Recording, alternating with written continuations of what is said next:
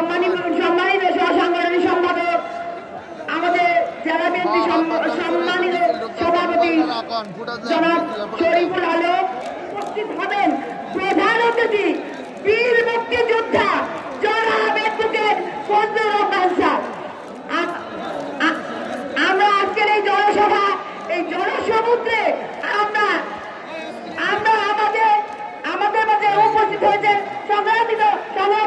সম্মানিত নেতৃবৃন্দ এবং আমার মঞ্চের সামনে সম্মানিত নেতৃবৃন্দ এবং আমার মহিলা দলের সংগ্রামী নেতৃবৃন্দ এবং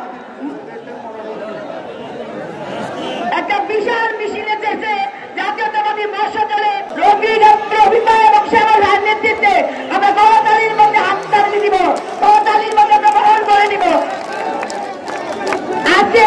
আজকের এই আমাদের 5ই আগস্টের পরের থেকে আমাদের আজকে 6 মাস 11 দিন আমাদের পূর্ণ হলো এই সরকারের মেয়াদ।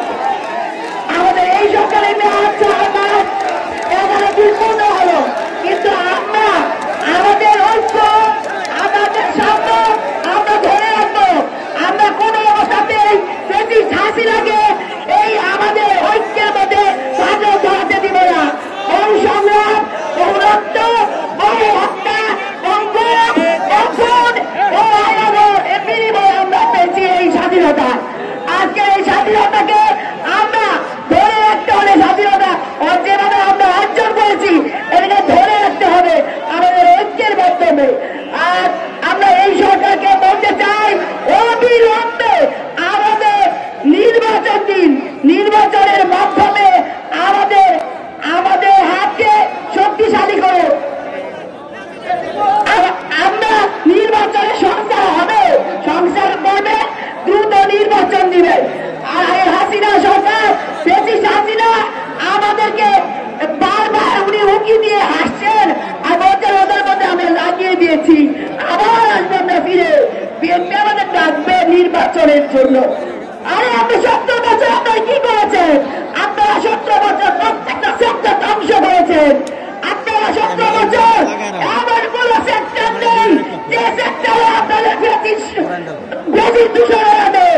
এখনো বেশি দূষণেরা আমাদের আশেপাশে ঘুরে বেড়াচ্ছে। এখন এরা ভাবছে আমার ক্ষমতা ফিরে আসবে। কিভাবে আসবেন আপনারা? আপনারা আসতে পারবেন না। আমি আজকের এই জনসভায়